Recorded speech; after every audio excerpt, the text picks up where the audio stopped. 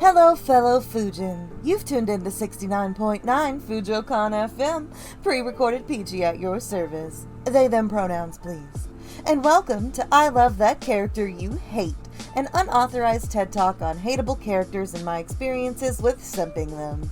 In this panel, I will share some of my thoughts on why I feel we love these characters and stories so much, and why others should either learn to understand us or leave us the fuck alone. Some of y'all might already know me, but for those of you who don't, howdy. I'm the questionable human behind the Church of BL, a boys love panel series I've been running in and around the Midwestern US convention scene for the last 6-ish years.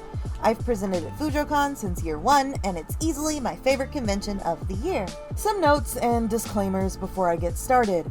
Again, I am pre-recorded, but my super real, not pre-recorded self is chilling in the chat right now. Say hi, Peachy of the present. Hello. I, or they, I guess, will be available for questioning after the panel. I also stalk the Discord like a fucking creep, so you can find me there as well if you want to chat. Or feel free to stalk me back on Twitter at Church of BL. Moving on with more shameless self-promotion, I have a really sad, barely used YouTube channel with some really old videos of mine uploaded to it. I also draw all of my own avatars and art for my videos. This is basically me if I were a really hot fallen angel. Did you know that there is a multitude of images involving Catholic nuns holding various questionable objects? I didn't. Now I do. They were good references. But yeah, I'm slowly getting better at it. Please don't judge my art too much, especially the old shit. Oh my god. I'm still learning. Anyway, my goal for 2023 is to get that bitch off the ground, so after FujoCon is over for this year, I'll be uploading all of my FujoCon videos from 2020 to current, some of which might already be up, to a YouTube playlist. FujoCon also uploads some of my stuff, and their versions will also include the recorded Q&A at the end, while mine do not. So for that, check out theirs as well. I am not a psychiatrist, nor do I have any formal education in any forms of mental health or fancy medical shit. I just have years of experience in being a person. My opinions on this subject are just that. Opinions.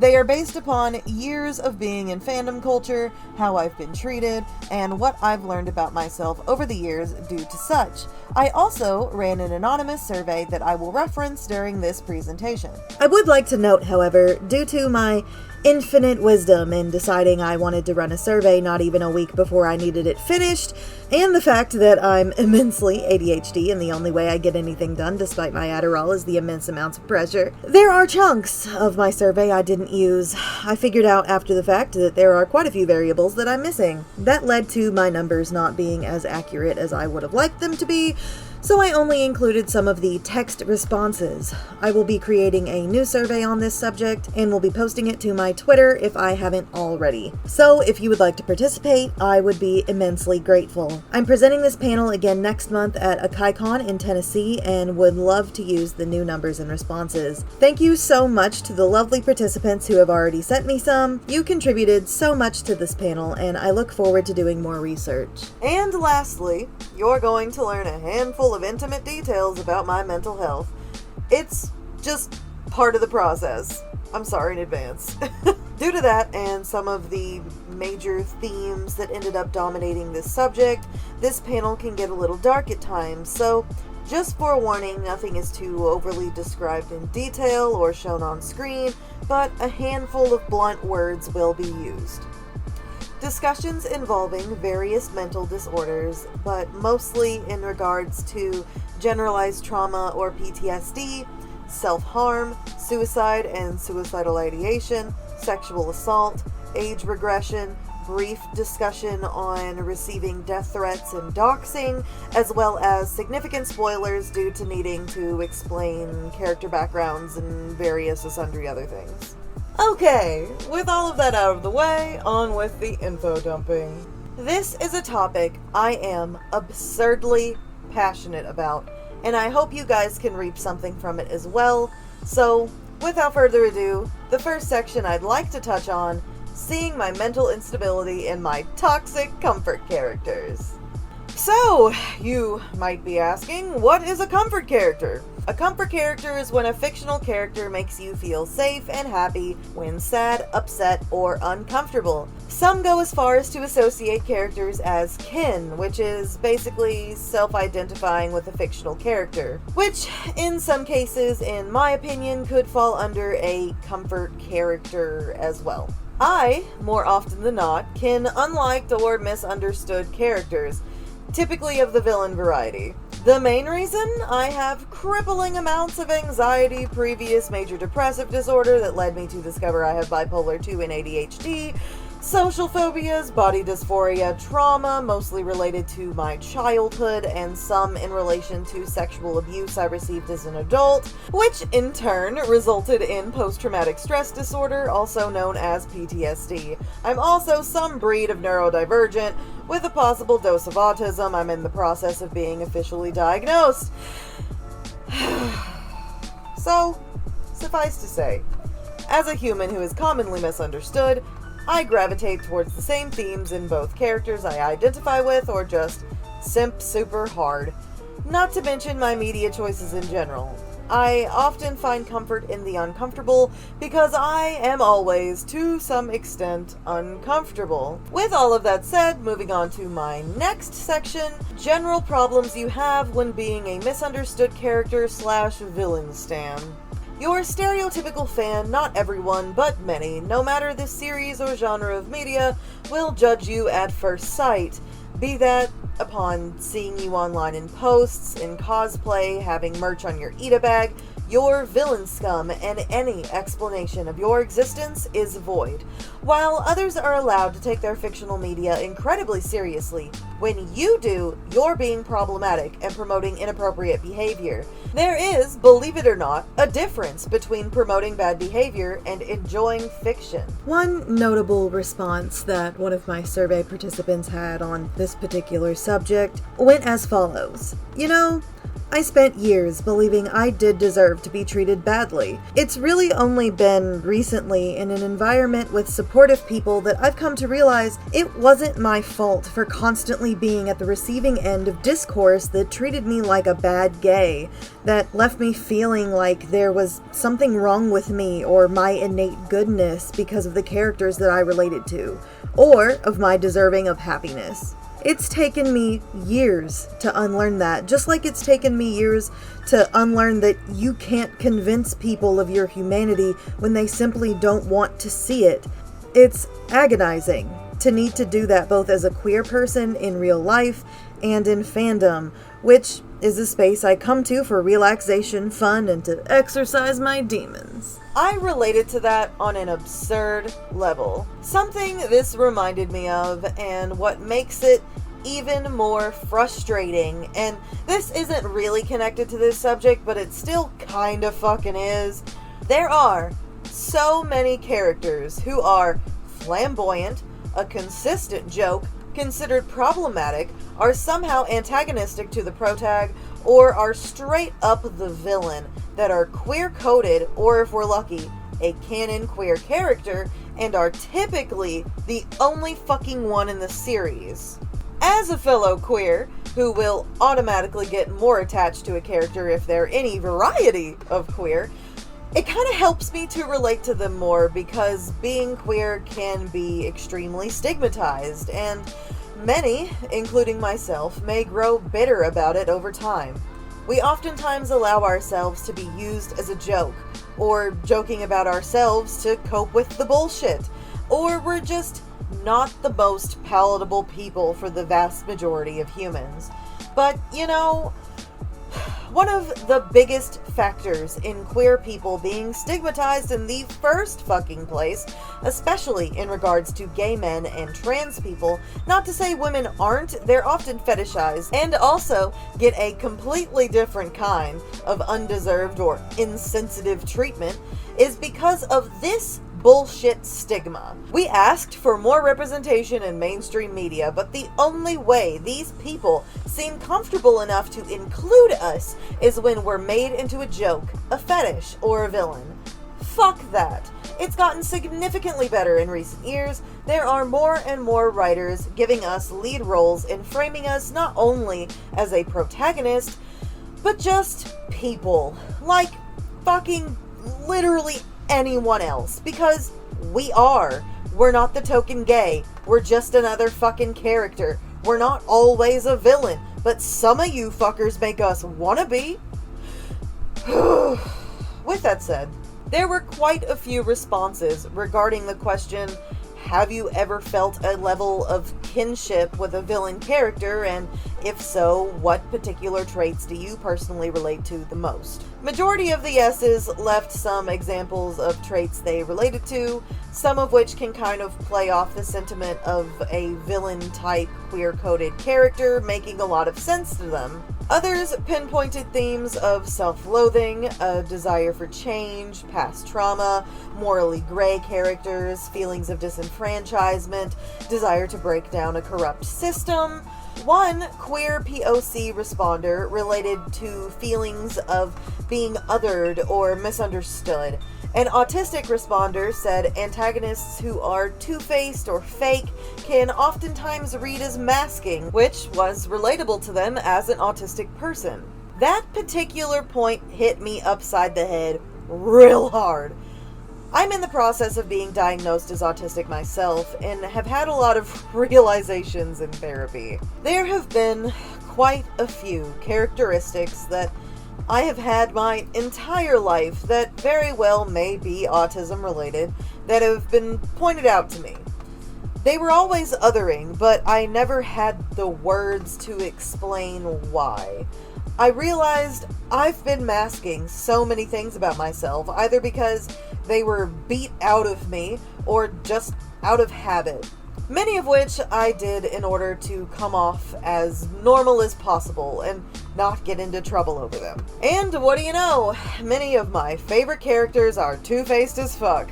Most notable of which, Jin Guang Yao from the Grandmaster of Demonic Cultivation. Holy shit, that motherfucker, I see you. They have their people face that keeps them safe, and their real one that only really important people can see, or slips when they get stressed out. Holy fuck, that's me. And how I haven't pieced that together yet is astounding. Some of the other responses I liked that were more on the detailed side. In my day-to-day life, few people know about my physical and mental health problems. I take a pile of medication every morning and spend hours in the bathroom to be able to pass as normal or neuro or physically typical in most situations. It's exhausting. Seeing that reflected in a character I didn't expect to see it in was life-changing. The idea that villains can do horrible things and yet might still be deserving of redemption, and that sometimes the best person you know believes in you enough to make you want to atone. Never mind the fact that media loves to kill them off before they actually get the chance to go through the uncomfortable but necessary process of atoning. I took all of my survey responses anonymously, so I'm not entirely certain who any of these folks are, but holy shit, I feel you, man. We need a Discord. Let's be friends. Moving on to my next point. Oftentimes, fandom circles will find it completely valid and acceptable to read you to filth or joke about your favorite characters, often in front of you, because you like a misunderstood or irredeemable character, and therefore you are fair game to have all of the figurative tomatoes thrown at you. That is absolute bullshit, and here's why. I do not exist to be constantly palatable for the general public, and neither does your typical misunderstood character. That basically defeats the purpose of their entire role in the media they were wrote for. Sometimes we try to explain ourselves and our coping mechanisms, and sometimes we can't. And sometimes when we do, you still can't relate, nor would you ever understand that this is just how it is, and there's no adjusting that. Most of us spend a lot of time being angry. There's a lot of things about us we may never be able to change, no matter the amount of time we spend in therapy, or what drugs we are prescribed, if we're even lucky enough to have those opportunities at all. We're just different. And if you think that sucks for you in your interactions with us, the fuck do you think we deal with? Outcasts, in my experience, will relate easier to other outcasts before they would a typical hero or a vanilla type character. Again, I find comfort in the uncomfortable because I am always uncomfortable. This is not to write off fans who just love to simp the hated characters. I see you too. Your kinks, general storytelling preferences, or who you, for whatever reason, just always seem to gravitate towards and how you choose to engage in that content is your own fucking business. Provided you're not hurting anyone and at least mildly self-aware, where's the harm? Good storytelling will always, to some extent, involve a well-written, shitty character, and somebody has to love them. However, as someone who tends to relate to these characters from the viewpoint of a traumatized, mentally ill individual, that's where my own main focus will probably stay. Not to say I don't have a few assholes under my belt that I just love for the sake of it. Guilty as charged. But for the most part, I often relate to hard-to-stomach situations and find comfort in seeing characters go through similar experiences to my own and them escape when I could not. It's empowering to see them do well and get their due justice. Sometimes this justice is in the form of blood-soaked revenge plots, and other times it's more tame. With that said, next section, my simps and why. I want to flesh out some of the common bullshittery around two particular faves of mine. The first of which I get immense amounts of hate for, and the second, who I don't get shat on much for, but if I were more vocal, holy shit. This character was a common fave with my survey participants as well, so I will also share some of their stories as I go along. One of the responders in my survey at one point said something along the lines of being annoyed at people writing freaking essays in defense of their problematic faves. That it's okay to just like a garbage character and not have to explain why they did what they did. Just love them. Who cares? It's not that deep. Well, I agree and also disagree. I have my faves that I love for no fucking discernible reason. They are not redeemable despite any trauma that may have led them to their flaws. But the ones I typically get the most attached to the extent of feeling the need to plead their case, more often than not, I just fucking wish more people would listen and quit being little shits about me loving them. I have my fucking reasons. You don't have to agree with me, but at least hear me out, and don't be a dick about it. With that said, I'm only mildly sorry. Here we fucking go.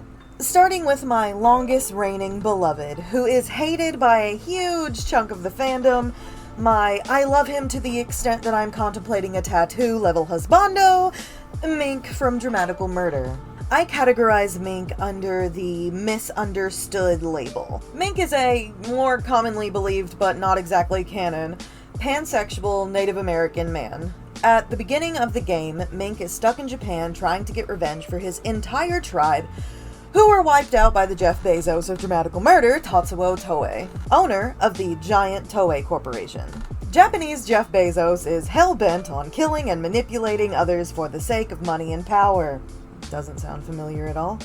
When Mink discovers that physically abusing the main protag, Alba, in order to draw out his other personality, Sly, who seems to be in control of the power that Mink needs to obtain his revenge and the key to taking down the corporation, he shows little to no restraint. Physically hitting Alba seemed to be the only way that his other persona would show himself, as he did initially try to get answers without physical threats, and it quickly seemed pointless. After Alba learns more about Mink and what he plans to do, Alba chooses that he wants to help, and starts trying to slowly but surely inch closer to the extremely emotionally distant Mink. After figuring out what Alba was up to, Mink starts pushing him away. He was ashamed of the lengths that he went to get his way, and didn't feel as though he deserved the respect and faith that Alba and the members of his gang, Scratch, constantly put in him. He went into this entire escapade with the intention of committing suicide as soon as Alba and Scratch were out of harm's way. Only then would he alone take his own life and Toei with him. Alba, however, with the use of his power that he over time learns how to control, gets in the way of that. He uses them to prevent Mink from giving up on himself. Alba believed Mink was redeemable. The fandom, however, did not. Due to my own experiences and trauma, I have not always been the easiest person to be around, and a lot of my coping mechanisms and knee-jerk reactions were fairly harsh and unreasonable. Upon realizing a lot of my shortcomings, I secluded myself to keep others from having to deal with me. Instead of addressing the problem, I avoided it and did my best to just not involve others in my struggles, because it wasn't theirs to deal with. My problems were my own. I don't deserve your affection towards me. I am not a good person. This was my constant headspace for pretty much the first 25 years of my life. When Mink talks about himself, I often hear my own words come out. A lot of our internalized self-hatred is very similar. His reactions to certain statements, typically ones that involve affection towards him, or in regards to literally anyone trying to help him without his consent, involves him reacting negatively, as he does not understand how anyone could love him. It has to be fake. What do they want and why? I get that. That's how I was, and to some extent still am. I'm in a much better headspace now, and by the end of the second Dramatical Murder game, so is Mink, and it's absurdly comforting to watch him open up, talk about himself, and grow as a character. When I was in some of my worst headspaces, he was a huge comfort for me. Seeing him find himself and learn that there are other ways to handle extremely fucked up situations that do not involve manipulation and forcing others to hate him was very big for me. Both Mink and myself, gradually over time, learned that it was okay to let people help us. We didn't need to be alone. We didn't need to self-destruct to save people from having to deal with us. We were not the problem in the first place. Another aspect I've always felt like the fandom has used against him is his age and his appearance. As far as I'm aware, and I am aware of many things in regards to my Cinedaddy, he is 6'2", his birthday is September 26th, and we have the same blood type.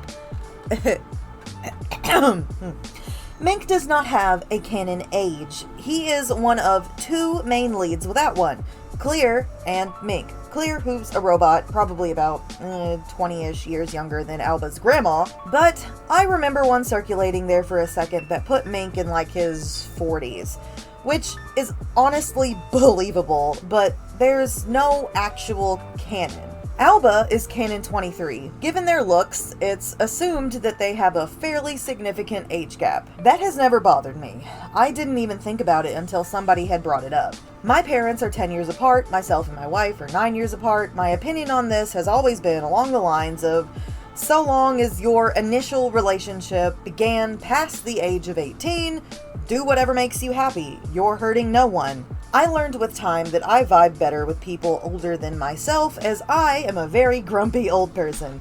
Get off my fucking lawn. Appearance-wise, Mink is fucking beautiful. Y'all are blind. I adore a good dose of melanin, and those cut-ass cheekbones could carve butter and slather it all over my fucking face. To those 2 points, I say, fuck you. You have absolutely no right to judge someone based off of either of those factors. Alba was not groomed, quite the opposite. Mink wanted him to go away, as he didn't trust himself to not hurt him again. And if Mink's physical appearance is not your cup of tea, okay, that's fine. But how about we don't degrade others for loving him? Suffice to say, my obsession with this dude is vast. Finding Mink merch is like a needle in a haystack. There is some, but it's really hard to find, and I have all of the pieces that I have been able to find, plus lots of fan works. I've got stickers, tank tops, Eda bags, official tote bag, Nendroids, fucking wall scrolls out the ass. I have a problem. There's also, I recently found out, a ballpoint pen that I need. It's official. And like $40. I will use it until it runs out of ink. Moving on. Due to my level of obsession, multiple fucking times, I have been blatantly ignored or outright shamed to my face. There was a point in time when you couldn't spit on a con floor without hitting an Alba cosplayer. I have had multiple recognize my Tori cosplay, Mink's bird, and stare at me and whisper to their friends or walk away or both. Do I prefer that over being shamed to my face? Yes, but it also kind of sucks when almost any time you see another cosplayer from the same series as you, they turn their noses up and walk away. Keeping with the subject of conventions, I've bought Mink merch in artist alleys almost every time I see it, and I will gush about them having my man because merch of him is so hard to find. And almost every singular time, except for maybe once that I remember because the person also freaked out when I was freaking out. Other than that, one singular time, I have been either directly or indirectly shamed by the artists selling the Mink merch and have been told shit like, and I quote, "Yeah, he doesn't sell well, he's sorta hard to love." Or, "I did everyone else, so I needed to complete the set, you know?" Or, my favorite, dead silence.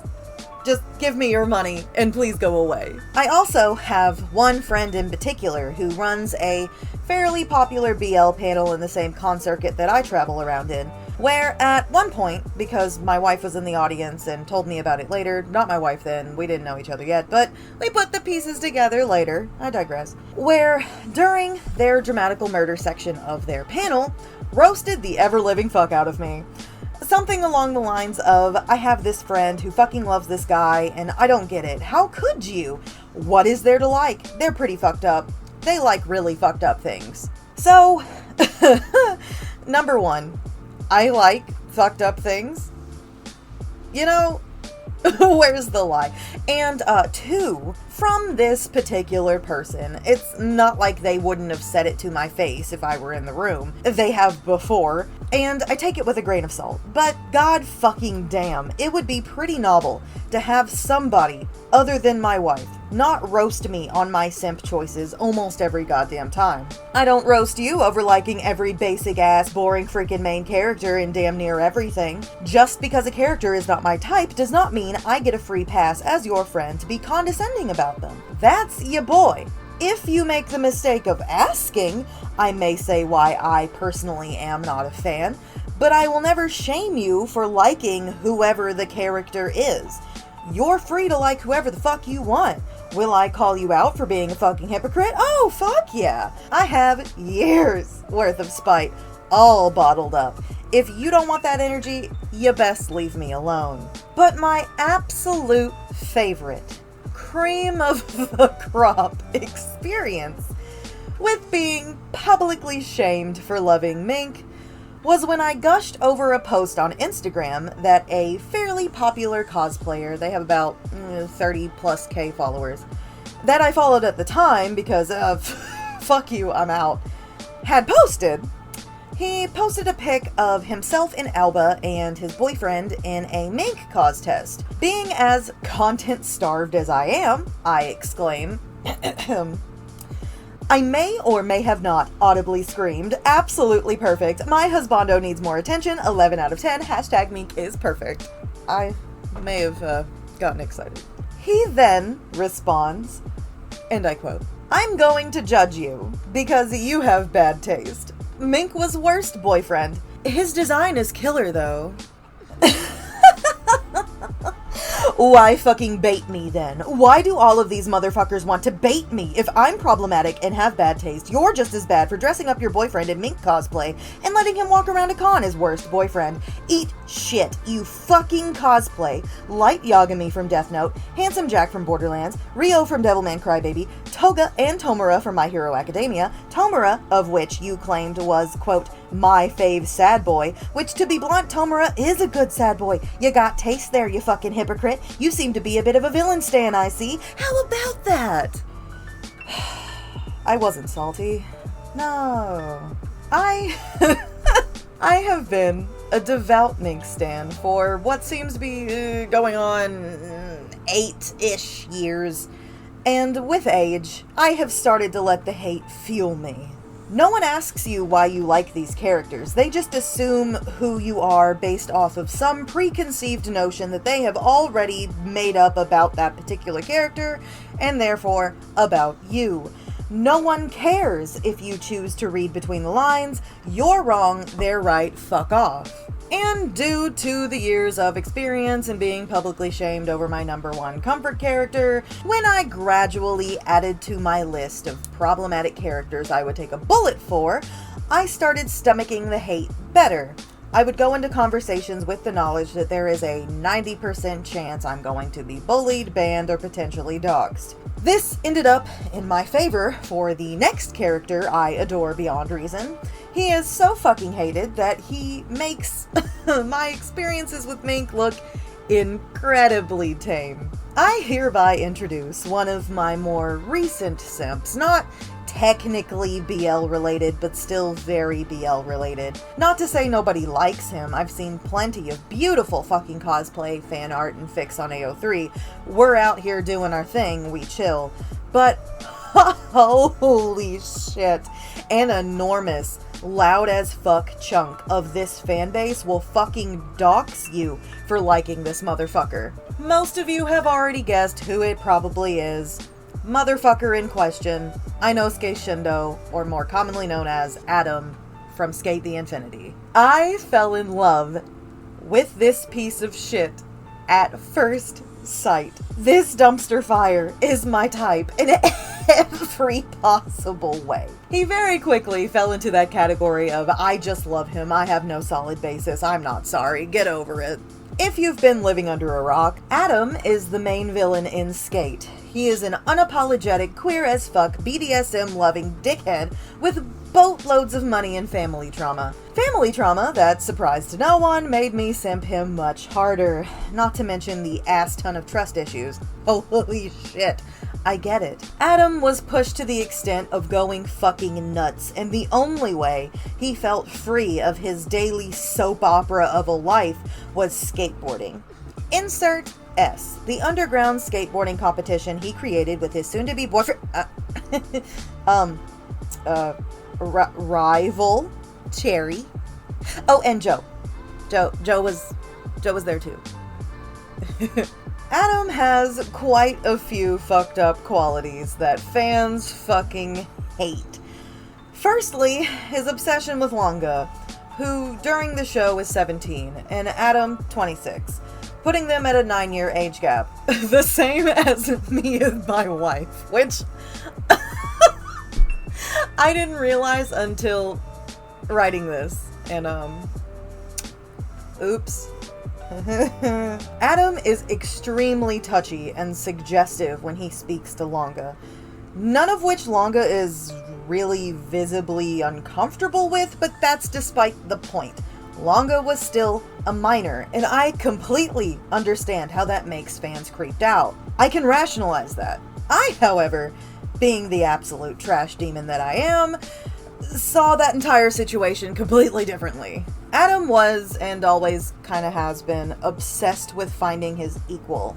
The Eve to his Adam. I swear to God I fucking died during that scene with the angel wings. I screamed. Moving on. He thought he had found his equal in Cherry, but when Cherry started confronting him about how vicious he was getting to his fellow S-skaters who couldn't keep up with him, they grew distant and inevitably enemies. Which brings me to the second aspect that fans hate. The episode involving Adam smacking the ever-living fuck out of Cherry with his skateboard, like he was trying to hit a home run. I won't lie, that was royally fucked up. Sweet Jesus, honey, was that necessary? You were going to win. Just win. There are better ways to take your frustrations out than breaking his fucking skull. A few days after that episode simulcast, my extremely intelligent self, without much forethought, decided to upload a TikTok, first mistake, that I had been working on, of Adam's mask that I had made, because I make cosplay stuff. Days after, he had practically tried to kill one of the most loved characters in the fucking show. Not my brightest moment. It was a mixed bag, to be honest. Majority of the people on my TikTok responded along the lines of, Jesus fuck, I viscerally hate him, but that looks really good, which is only sort of a backhanded comment, but my favorite was on my Instagram. Why is it always fucking Instagram? Anyway, where someone said, can I crush it with my hands? JK, it's nice though. What the fuck? I then reply, thanks, pal, and they blow up with the whole I'm sorry and all was forgiven. It's fine. Can't say I'm not used to it. And I kind of did that one to myself, but if you're gonna say something shitty and then immediately take it back, how about we just don't? I haven't had to deal with Adam hate too much, but it helped a lot that I pretty much quit engaging in the skate fandom after Adam's English voice actor, David Wald, was not only ostracized from the fucking fandom, being consistently talked over and ignored during interview live streams, but started receiving fucking death threats from fans over a goddamn character that he voiced in an anime. A character that he did an absolutely fan-fucking-tastic job on. That's not even favoritism. It was perfect. It suited Adam so fucking well. Adam's Japanese VA is one of my absolute favorite Japanese voice actors, Takahito Koyasu. Probably most known as the voice of Dio Brando in JoJo. Being able to top that for me was a fucking achievement. David's work on Adam was a fucking masterpiece, and it's disgusting how the fandom, much less other voice actors, had treated him. I quit following or engaging in anything skate after that. I don't want to be your friend. I don't want to associate myself with this fucking fandom. A huge chunk of y'all are gross as fuck. Typically, the only skate posts I see anymore are Adam related, because those were the bitches I kept around and have no problem approaching. But I digress. Many, almost half, of my survey participants made a comment at some point throughout the survey about loving Adam and either avoided the fandom entirely out of fear or were publicly shamed out of spaces for literally making any comment about him. One particular response was right on the money. It's fairly long, so go ahead and screenshot if you want to read the whole post, but two snippets from it that I liked and felt were notable. And I quote, most recently, I've been in the skate fandom, and let me tell you, it's bad out here. Adam is the antagonist of a skateboarding anime, and people act like he personally came to their house and kicked their dog. And after that, everyone who likes him is celebrating the fact that he personally came to every house and kicked every dog. That is the only way I have to describe the level of hate directed towards this character. Okay, the irony. This is such a bad joke. A great joke even, but I'm gonna make it anyway. Okay, so he's voiced by Dio Brando from JoJo, and one of the most notable scenes of Dio in part 1 is him killing a dog.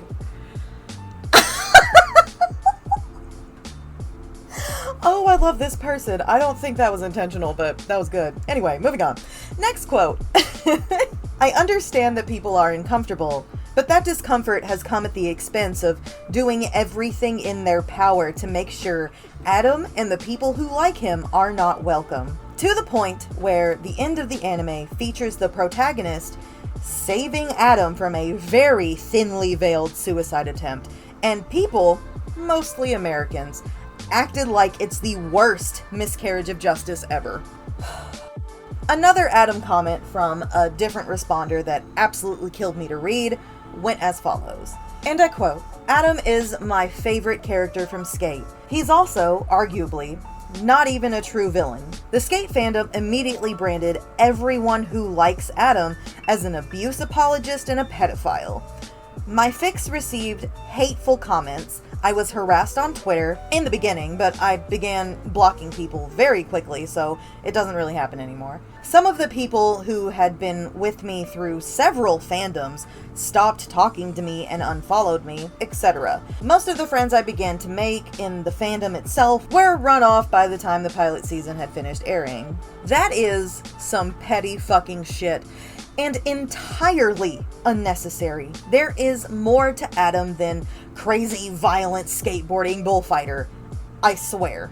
His last few episodes were both heartbreaking and wholesome as fuck. Him finally allowing himself to not mask. Again, the masking thing. Oh my god.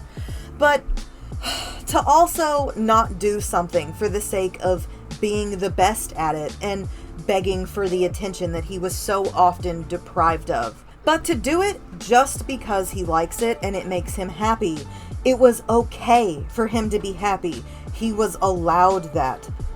It was so emotional to watch. His reunion with his childhood friend and arguably his love interest, you can fucking fight me, Tadashi, made me sob. They complete each other and it gets me every time. But Adam is not the only character people had something to say about. Most comments were vague. They didn't always include who in particular they were speaking of, but regardless, some of the shit these people went through over fucking fictional characters was so stupid. Some of the more notable responses were these. I've been harassed by multiple people at once, and was even under threat of being doxxed on Twitter because I was discussing a character with a friend. I used to cosplay professionally, so I was dressed as several different villain characters, and people would walk up to me and call me choice words despite just being a person in costume. I was doxxed once. I also have been sent rape and death threats for liking characters that have done bad things. People have stalked me and then accused me of being abusive because I liked a character that they didn't.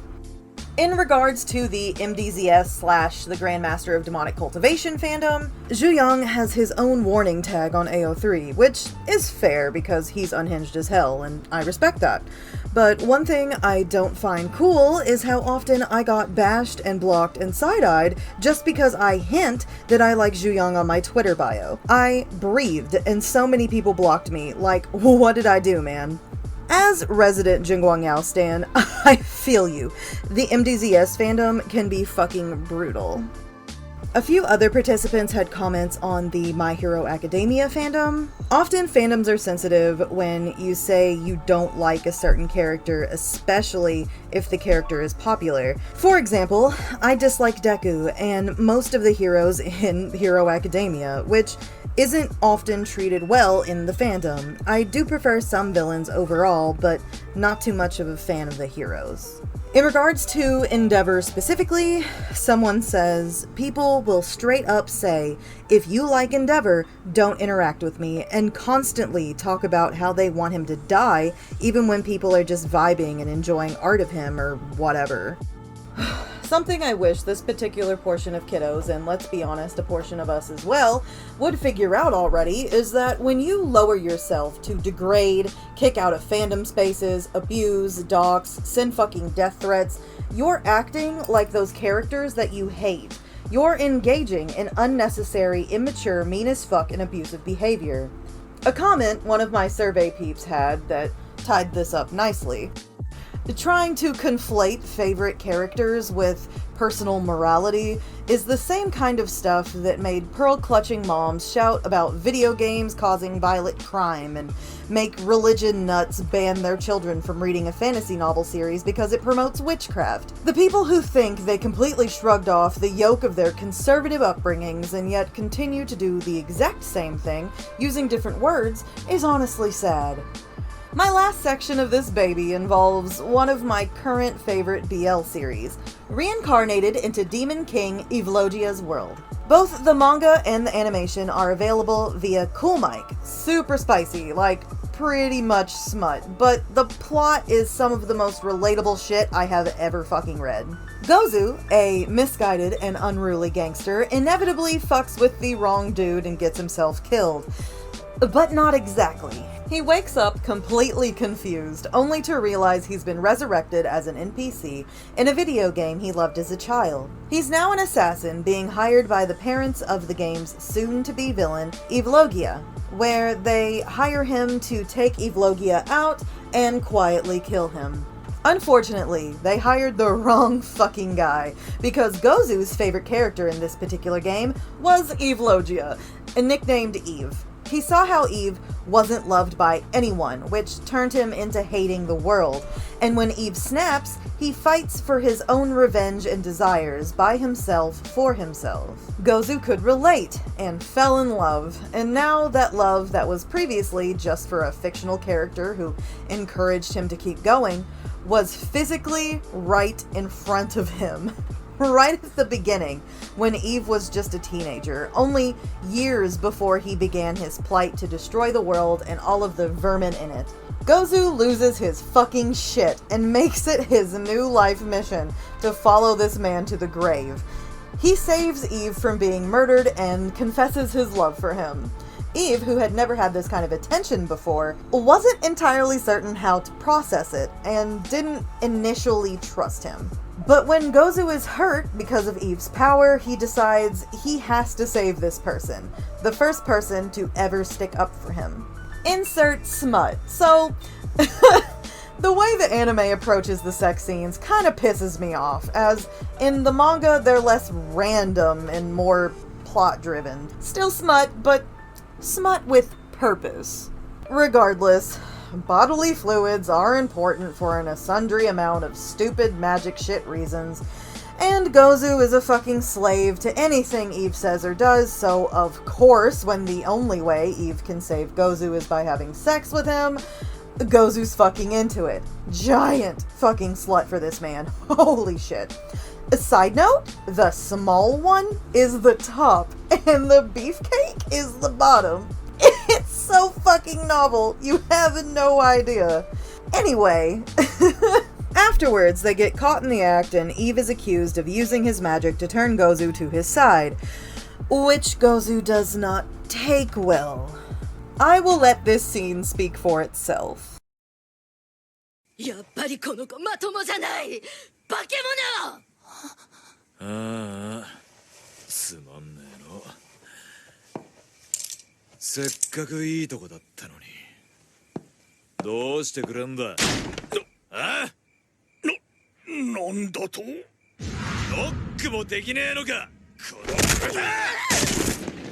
小津さん。むざむざと手なずけられおって。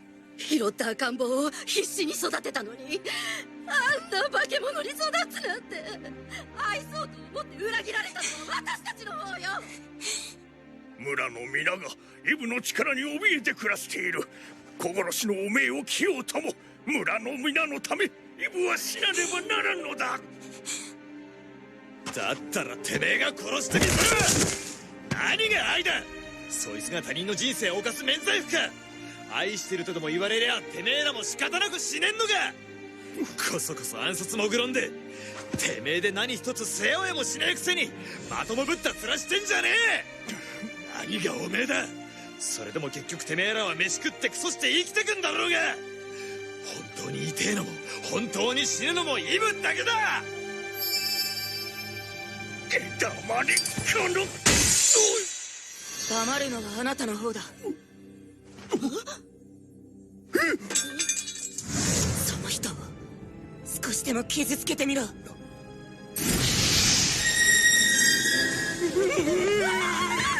消し済みにしてやる。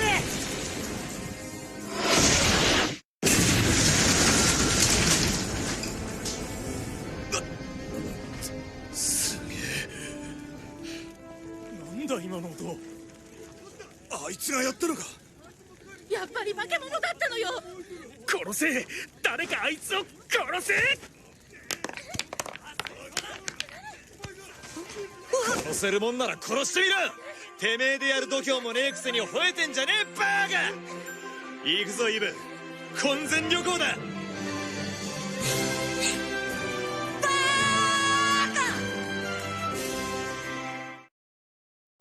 I was already sold after the first few chapters, but that fucking scene right there, that's my fucking man. He gets it.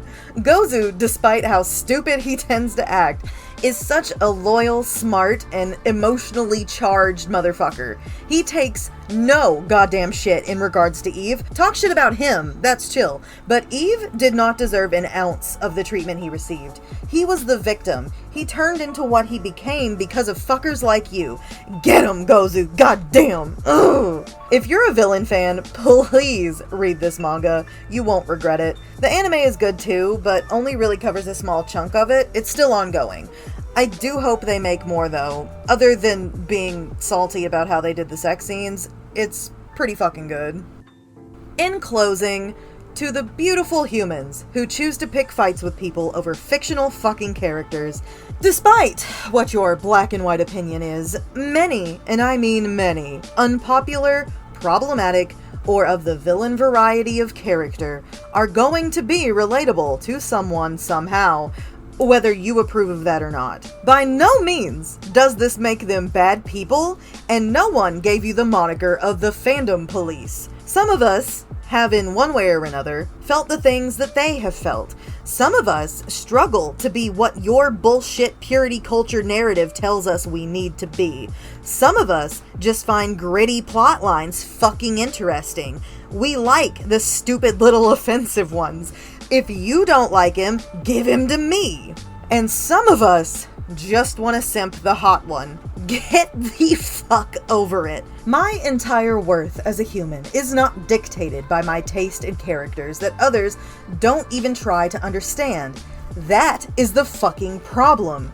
To people who are scared to interact, have been mistreated, have been shamed by friends, or have felt othered by liking who you like, you have nothing to be ashamed of. I feel like the majority of this shit is just blind rage. They have decided that a particular character is unforgivable, and anyone who likes them is just as bad. There is no level of trying to understand why, and there's no conversation, only abuse. And you know what that sounds like? A fucking villain. And that's all I got. I unfortunately don't have a lot of time to do Q&A. They might let me go live there for 5 seconds or so, but if not, I will be in the main Discord chat if you want to go back and forth about stuff or at each other or whatever the fuck. Again, make sure to follow me on Twitter if you would like to fill out my new survey, and I guess I'll see you all next year. Thanks for coming.